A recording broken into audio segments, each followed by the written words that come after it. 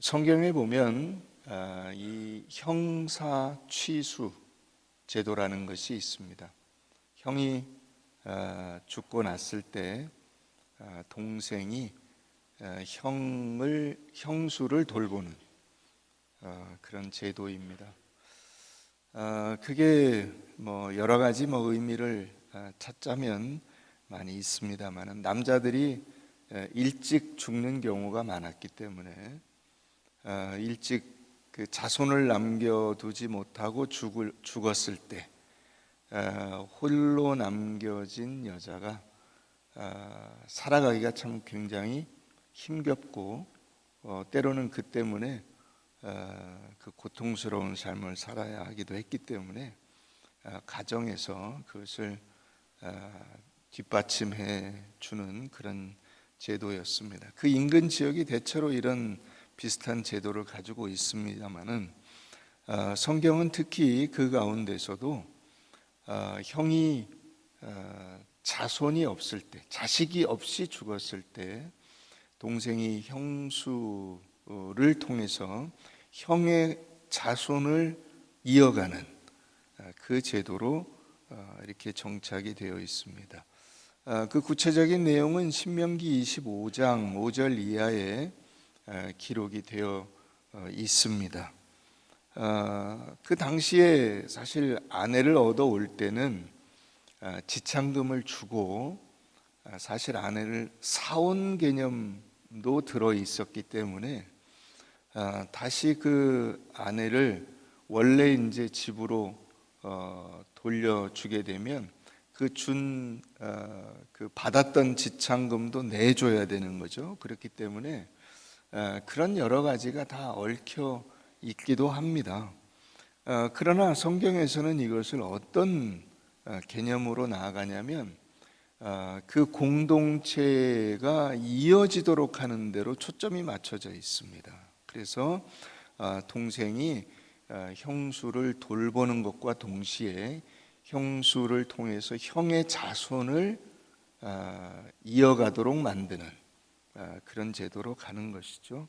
유다에게는 세 아들이 있었습니다. 근데 큰 아들이 이 다말과 결혼했다가 일찍 죽게 됩니다.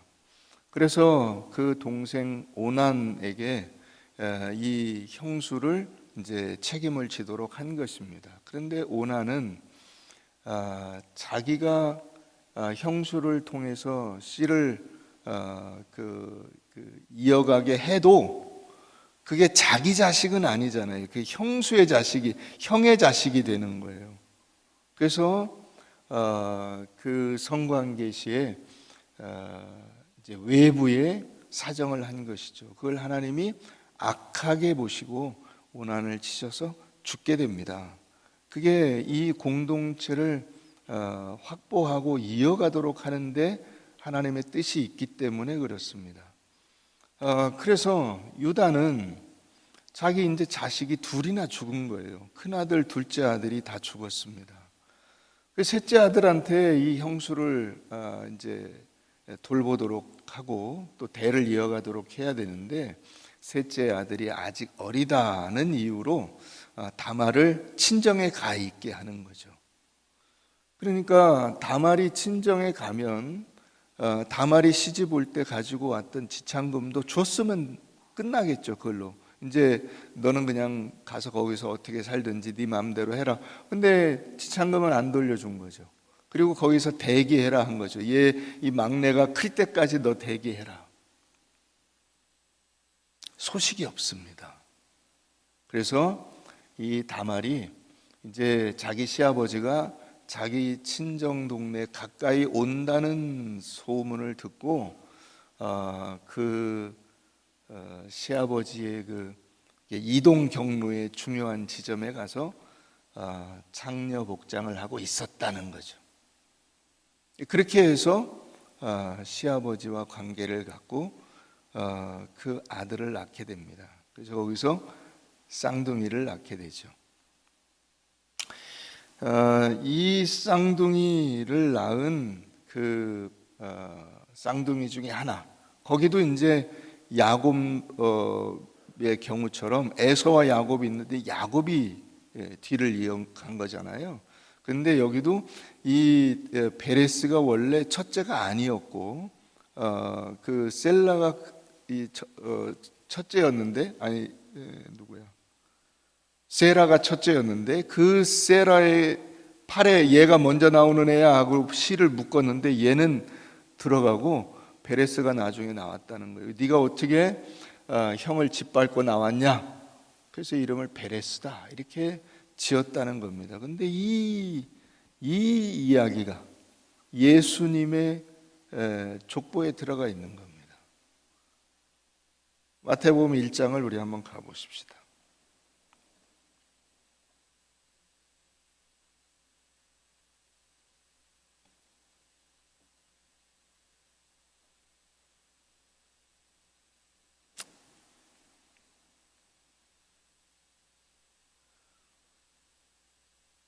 마태복음 1장 아브라함과 다윗의 자손 예수 그리스도의 계보라. 여기 계보 계자는 이을 계자입니다. 이게 세 개의 계자가 아니고 이을 계자. 족보라는 뜻입니다. 예수님의 족보라.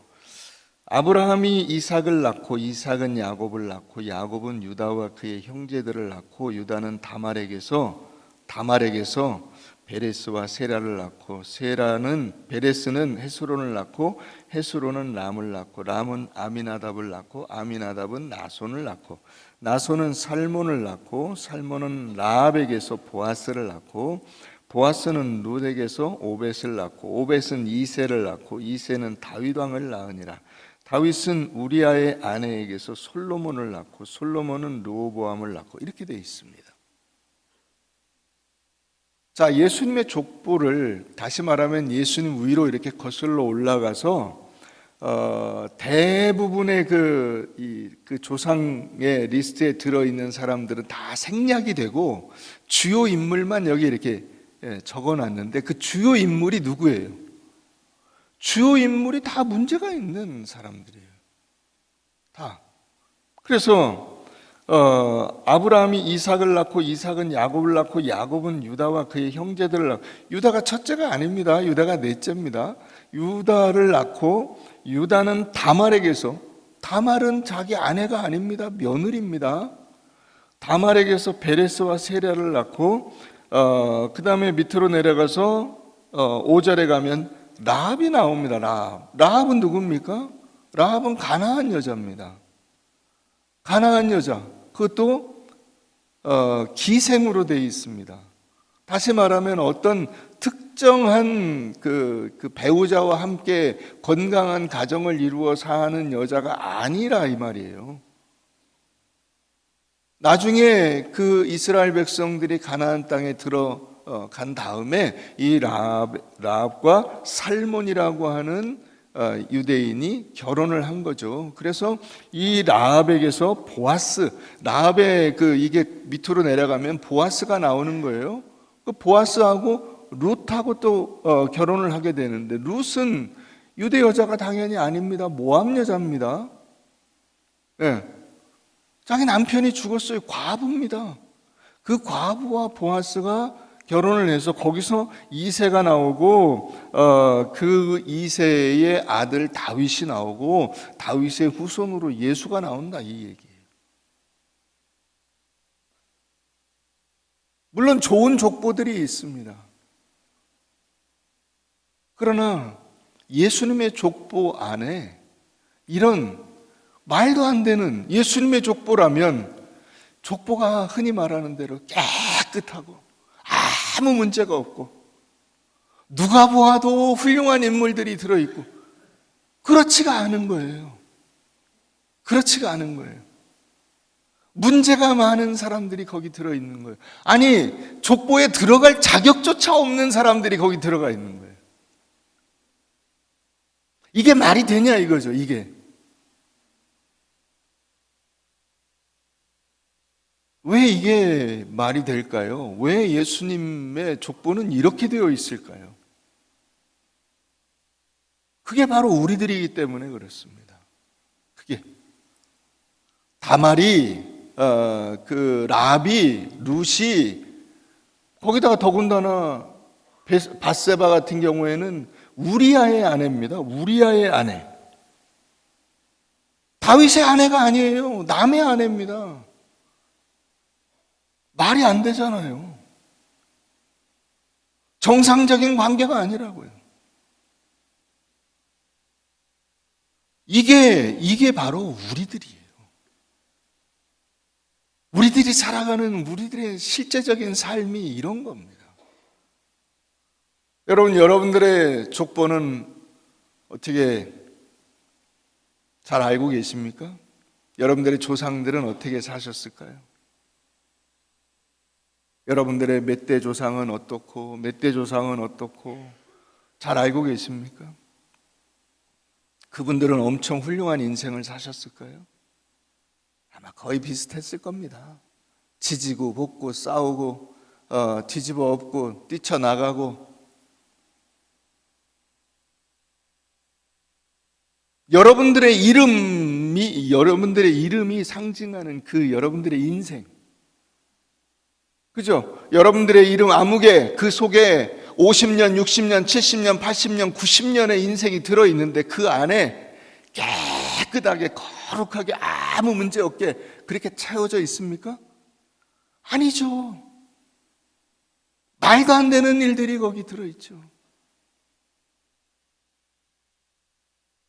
그걸 거쳐서 오늘 여기에 온 겁니다. 그게 우리의 인생이에요. 이게 왜 예수님의 족보에 들어있는가를 우리가 알아야 됩니다. 그 끝에 예수가 있어요. 그 끝에 쫙 내려와서 16절 가보세요. 야곱은 마리아의 남편 요셉을 낳았으니 마리아에게서 그리스도라 칭하는 예수가 나시니라. 예수가 나시니라. 여기서 여러분 인간의 족보가 끝나는 겁니다. 여기서 다시 말하면 이 유다와 다말을 비롯한 라합을 비롯한 룻을 비롯한 우리아의 아내 밧세바를 비롯한 모든 말도 안 되는 인간의 족보와 인간의 삶이 여기서 끝나는 겁니다. 그걸 끝내시기 위해서 예수 그리스도가 오신 겁니다. 이 인간의 말도 안 되는 죄악으로 얼룩져 죽을 수밖에 없는 삶을 끝내시기 위해서 예수 그리스도가 오신 겁니다. 수많은 사람들이 자기가 얼마나 훌륭한 존재인가를 드러내기 위해서 족보를 들이댑니다. 우리 아버지는 목사님이셨고 우리 할아버지는 장로님이셨고 그 위에 우리 증조 할아버지는 순교자이셨고 6.25 때 그 신앙을 버리라고 하는 적의 압력에 굴하지 않고 끝까지 저항하시다가 총에 맞아 돌아가셨고 등등의 그런 많은 여러분들의 족보가 있을 겁니다. 그것을 이야기하는 이유가 뭐죠? 내가 이 정도다 이거죠. 내가 이 정도다. 그러나 여러분 놀라운 것은 4대, 5대, 6대 아니 10대, 100대, 1000대라 할지라도 인간이 태어나면 왜? 그럼 그렇게 잘 믿는 가정에서 태어났으면 최소한 태어나서 울 때 응애 응애 울지 않고 아멘 아멘 하고 울어야 되지 않아요? 그렇잖아요. 엄마 아빠가 얘야 조용히 해라 그러면 예 알겠습니다 어머니 이런 정도는 할 수 있어야 되지 않아요? 근데 그렇지가 않아요. 인간이 그렇게 훌륭한 집안에서 태어났는데 다시 맨 처음 밑바닥부터 가르쳐야 하고 회초리를 맞아야 하고 엉덩이를 두들겨 맞고 혼나야 하고 울고 불고 하는 일들을 거쳐서 사람다운 모습으로 만들어져 가는 것입니다. 인간의 족보죠. 그게 우리의 실상입니다. 예수 그리스도께서 오신 것은 바로 이와 같은 인간의 더러운 모습, 인간의 죄악된 모습, 그 인간의 죄악이 얼마나 심각하였냐면 죽을 수밖에 없는 죄인이라는 사실, 그것을 끝내시기 위해서 오신 겁니다. 오신 겁니다. 그래서 이 유다와 다말 얘기가 예수님의 족보에 들어있는 것이고, 라합과 룬 얘기가 예수님의 족보에 들어있는 것이고, 우리아의 아내 밧세바가 예수님의 족보에 들어있는 것입니다. 여러분, 다윗에게 자식이 많았지 않습니까? 정상적인 결혼 관계를 통해서 낳은 자식들이 잔뜩 있습니다. 그런데 그런 자식을 다 놔두고 왜 하나님은 굳이 우리아의 아내 밧세바에게서 낳은 솔로몬을 조상으로 해서 예수 그리스도를 태어나게 하셨는가? 그게 여러분, 솔로몬이 무슨 뛰어나고 그런 게 아니에요. 우리가 가지고 있는 굉장히 큰 착각이 바로 그런 것입니다. 세상적인 명성이나 인간적인 능력이 하나님께서 귀히 보시는 그 덕목이라고 하는 착각이에요. 그렇지 않습니다. 여러분, 오늘 우리가 38장에서 유다와 다말 이야기를 보고 있습니다만은 37장부터 무슨 얘기가 나오냐면 요셉 얘기가 나옵니다. 요셉 이야기 사이에 이 유다와 다말 이야기가 갑자기 끼어들어 있어요. 그 다음 39장부터는 다시 요셉 이야기가 나갑니다. 그러면 우리가 생각할 때 예수님의 조상에 누가 들어있어야 되냐면 요셉이 들어있어야 맞습니다. 우린 대부분 생각할 때 요셉이 이게 인신매매를 당해서 형들에게 팔려가 가지고 노예 생활을 하면서도 자신을 더럽히지 않고 갈고 닦아서 훌륭한 인물이 되었을 뿐만 아니라 훌륭한 정도가 그 당시 최강대국 이집트의 이 세습되는 왕 바로 밑에, 다시 말하면 인간이 올라갈 수 있는 최상의 직위에까지 올라간 인물이다. 얼마나 훌륭하냐, 이렇게 생각할 수 있지만, 여러분, 하나님이 그런 것을 귀히 보셨다면 요셉을 후계자로 삼았을 것입니다마는 하나님은 요셉을 예수님의 족보에 넣고 있지 않다는 것이죠. 인간적으로 훌륭한 것이, 사람의 능력이 출중한 것이, 그것이 하나님께서 귀히 보시는 것이 아니라 하나님이 보실 때는 인간이 깨끗한 거나 인간이 더러운 거나 낮은 거나 높은 거나 미련한 거나 똑똑한 거나 아무 상관이 없어요. 하나님의 은혜가 아니면 구원받을 수 없다는 사실은 동일한 것입니다. 고린도후서 5장을 우리 한번 가보십시다. 고린도후서 5장입니다. 14절, 그리스도의 사랑이 우리를 강권하시는도다. 우리가 생각하건대 한 사람이 모든 사람을 대신하여 죽었은즉 모든 사람이 죽은 것이라. 그래서 여기서 여러분, 예수 그리스도로 이 인간의 모든 족보가 끝나는 겁니다. 족보가 끝나요. 그가 모든 사람을 대신하여 죽으심은 살아있는 자들로 하여금 다시는 그들 자신을 위하여 살지 않고 오직 그들을 대신하여 죽었다가 다시 살아나신 이를 위하여 살게 하려 함이라. 그러므로 우리가 이제부터는 어떤 사람도 육신을 따라 알지 아니하노라. 비록 우리가 그리스도도 육신을 따라 알았으나 이제부터는 그같이 알지 아니하노라. 그런즉 누구든지 그리스도 안에 있으면 새로운 피조물이라. 이전 것은 지나갔으니 보라, 새 것이 되었도다. 놀랍지 않습니까? 예수님께서 오셔서, 다시 말하면 예수 그리스도는 첫 번째 아담의 모든 죄와 더러움을 끝내러 오신 것이고, 두 번째 아담이 돼서 새로운 인간의 계보를 창시하러 오신 거예요. 창시하러. 새로운 족보를 이제 시작하시는 겁니다. 그래서 모든 앞에 더러운 것들은 다 예수 그리스도가 함께 묻어서 그 모든 것을 죽음으로 끝내시고 새로운 인생을 살아갈 수 있는 길을 열어주시는 것입니다. 그러므로 우리가 이제부터는 어떤 사람도 육신을 따라 알지 아니하노라. 다시 말하면 세상적 기준으로, 여러분들의 이 육신적 기준으로 사람을 평가하거나 그 사람을 나누지 않는다는 것이죠. 그게 신앙의 원리입니다. 저놈은 쌍놈, 저놈은 양반, 나누지 않는 거예요. 여러분들이 족보에 대해서 이렇게 조금만 알아봐도 지금 이 시대에 갖고 있는 거의 모든 족보는 다 오염돼 있다는 것을 알게 됩니다.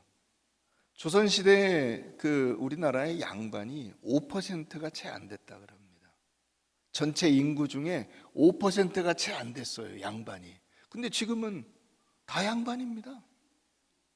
자기 조상 중에 양반이 아니라고 하는 사람은 한 사람도 없습니다. 제가 경주김과 상촌공파 몇 대손 이렇게 돼 있는데, 이 경주김과 상촌공파가 요 뒤에 이 태제곡에 있는데 거기 사당이 있어요. 그리고 종친회가 여기 저 죽전에 어디죠? 새 무슨 옛날에 저 고혜란 전사님 살던데 그쪽에, 하여튼 거기 있어요, 거기. 그런데 제가 이제 한 6, 7년 됐나요? 어느 날 이제 태제고에 거기 이렇게 왔다 갔다 하는데 무슨 큰 프랭카드가 하나 붙었어요. 그 동네에 한 2개가 붙어가지고 싸우는 거야. 같은 경주김과 상촌공파 사람들끼리 싸우는 거예요. 그래서 누구는 어쩌고 저쩌고 물러가라, 누구는 어째라 이러고 이제 막 프랭카드가 크게 붙었어요. 제가 참 이게 뭐라 그러나요? 찝찝하더라고요. 저의 같은 집안이라고 생각하는 사람들끼리 모여가지고 뭐 하냐면 싸우고 있다고. 싸우고 있어.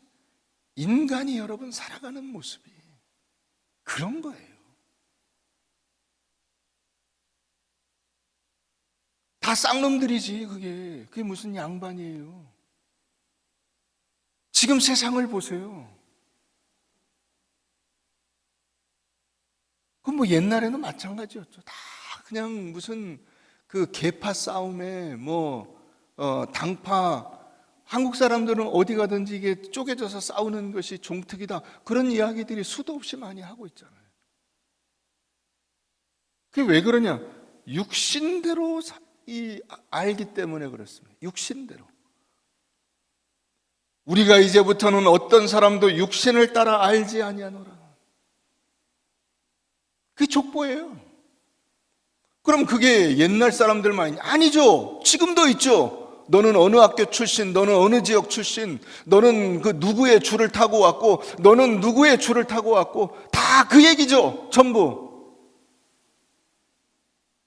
교회 안에는 없어요?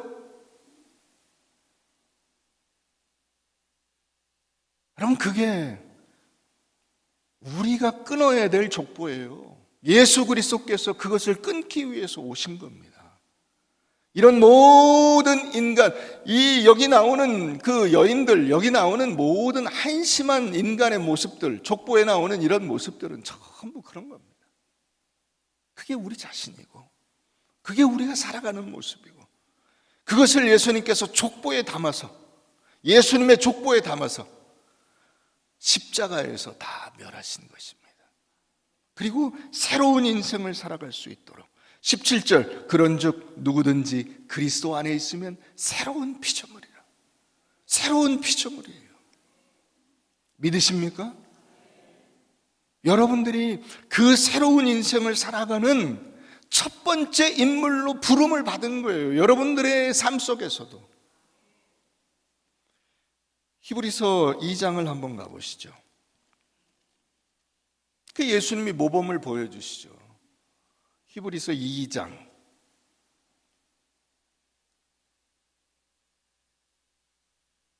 10절입니다. 그러므로 만물이 그를 위하고 또한 그로 말미암으니가 많은 아들들을 이끌어 영광에 들어가게 하시는 일에 그들의 구원의 창시자를, 이게 누구죠? 예수 그리스도죠. 구원의 창시자를 고난을 통하여 온전하게 하심이 합당하도다. 구원의 창시자이신 예수 그리스도가 고난을 통해서 이 온 세상 모든 인간들, 그들을 구원하도록 하는 일을 완성케 하셨다는 거예요. 완성케. 이 구원의 창시자, 최초로 만든 자, 예수 그리스도밖에 없어요. 예수 그리스도밖에.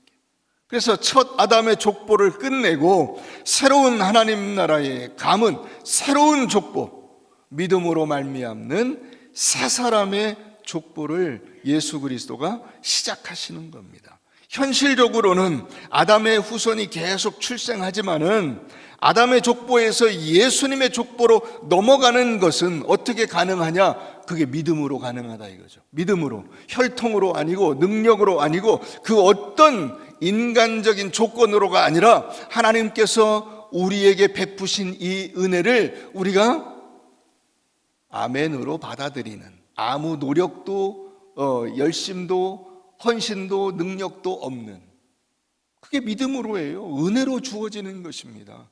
그렇게 여러분들이 예수 그리스도의 족보 안으로 들어갔음을 믿으시기를 바랍니다. 이게 여러분 구원에 있어서 핵심적인 내용이에요.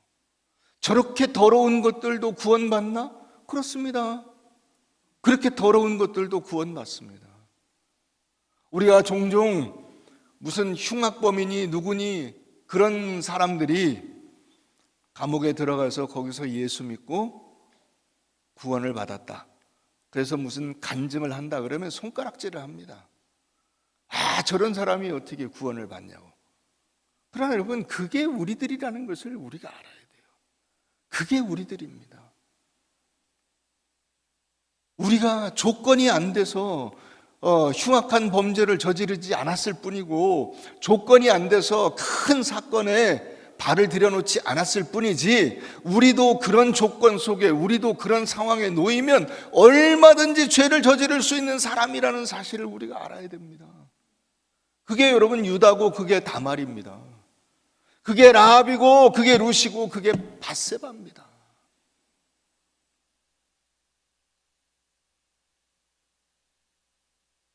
우리 빌립보서 3장을 가보십시다.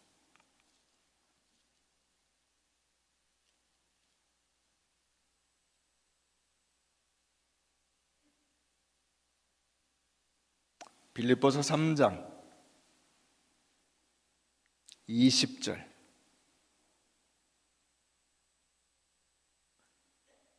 그러나 우리의 시민권은 하늘에 있는지라. 뭐가 하늘에 있다고요? 뭐가 하늘에 있다고요? 이게 다른 말로 호적입니다. 아시겠어요? 우리의 호적은 어디에 있다고요? 하늘나라에 속해 있다고요. 여러분들에게 주민등록증이 나오려면 호적이 있어야 되잖아요. 주민등록이 되어 있어야 될 거 아닙니까? 족보에 올라가 있어야 될 거 아닙니까? 족보에. 하늘나라 족보에 여러분들의 이름이 올라가 있다고요. 믿으십니까? 이건 법적인 거예요. 이 시민권이라고 하는 이 단어 자체가 법적인 거예요. 법적인 거. 이게 폴리튜마라고 하는 단어인데요. 이 시민권이라고 하는 단어가 폴리튜마. 성경에 딱 한 번 나와요, 여기에.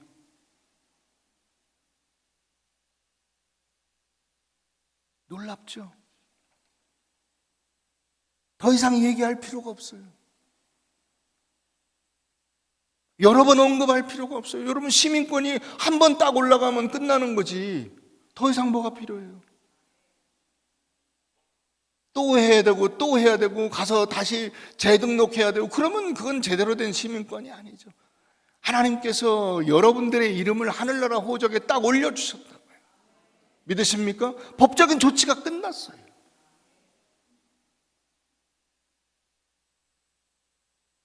이것을 우리가 알아야 됩니다. 우리의 시민권은 하늘에 있는지라 거기로부터 구원하는 자 곧 주 예수 그리스도를 기다립니다. 우리가 우리의 진정한 구세주 예수 그리스도를 기다리면서 하늘나라 시민권을 행사할 수 있는 그 날을 손꼽아 기다리고 있는 것입니다. 많은 분들이 자기가 다른 사람들하고 다른 존재라고 생각하는 것이 오늘날 일반적입니다. 그러나 저는 그렇게 생각하는 것이야말로 우리 스스로를 굉장히 힘들게 만드는, 그리고 잘못된 방향으로 가는 것이다. 그게 성경의 원리예요. 얼마 전에 제가 어떤 누구죠? 나는 자연인이다. 거기 나오는 이승윤이라는 사람이 이야기하는 걸 들었어요. 이 이승윤 씨가 나는 자연인이다 출연하면서 거기서 이제 그 자연인들이 주는 그 음식을 뭐 이상한 같은 별거 다 먹었잖아요. 무슨 뭐 썩은 생선 대가리 들어가 있는 거, 무슨 저 돌 뭐 찌개, 뭐 개구리 된장찌개, 뭐 무슨 하여튼 별별 이상한 것들을 먹었어요. 그걸 끓여주니까 또 같이 이렇게 막 몇 시간을 찍고 하룻밤을 자면서 찍고 그렇게 했는데 그 사람이 밥을 주는데 안 먹어요? 안 먹을 수는 없잖아, 그죠? 근데 여러분, 이 이승윤 씨의 고백이 참 놀라워요. 자기가 그렇게 이 손에 막 그 시커먼 때 낀 그런 손으로 만들어준 그런 걸로 이렇게 주물주물 해가지고 만들어준 나물 먹고 이런 거 먹고 배탈 난 적이 한 번도 없다는 거예요. 자기는 그런 게 막 그렇잖아요. 우리가 일반적으로 야, 저 그 더러운데 저 손으로 만들어준 뭐 돌 넣고 막 찌개 끓여주고 개구리 넣고 막 끓여주고, 야, 개구리, 여러분 개구리 어릴 때 구워 먹어 보셨어요? 몇 분은 있는데 나머지는 다 그건 아니지 않습니까? 그거 먹고 배탈 난 적이 한 번도 없대요. 그런데 자기는 뭐 먹고 배탈 났냐?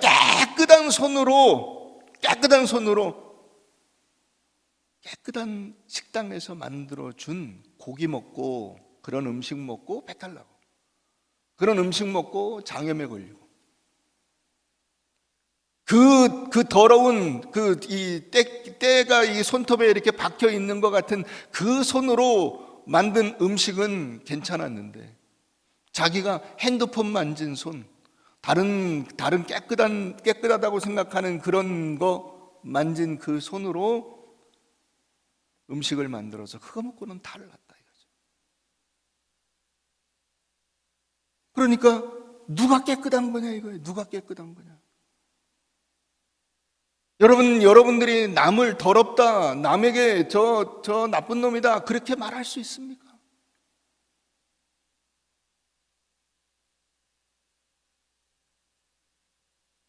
예수 그리스도께서 그 모든 것을 다 십자가에서 한 방에 해결하시고, 그리고 우리에게 이제 다시는 그렇게 살지 말라고 하는 것입니다. 이제 4절 가보세요. 4장 1절 가보세요.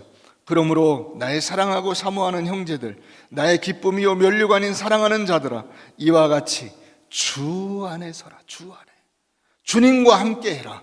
그분이 내 인생의 힘이시오 능력이시다. 여러분 거기 3절 내려가 보세요. 3절, 4장 3절 밑으로 쭉 내려가면 그 이름들이 어디에 있습니까? 생명책에 있느니라.